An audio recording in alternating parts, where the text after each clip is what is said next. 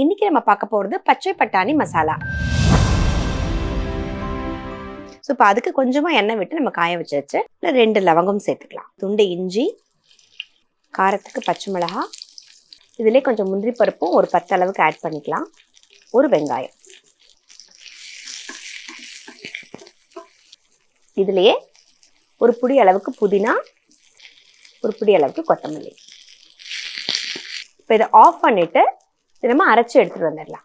கொஞ்சமாக ஜீரகம் போட்டு நம்ம தாளிச்சுட்டு நம்ம அரைச்சி எடுத்துகிட்டு வந்திருக்க பேஸ்ட்டை ஆட் பண்ணிக்கலாம்.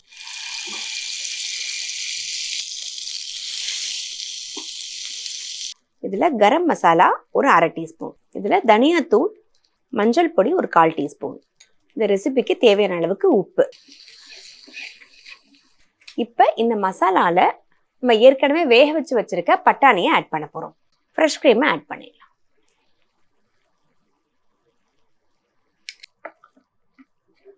இதை நம்ம இப்போ சர்வ் பண்ணிடலாம்.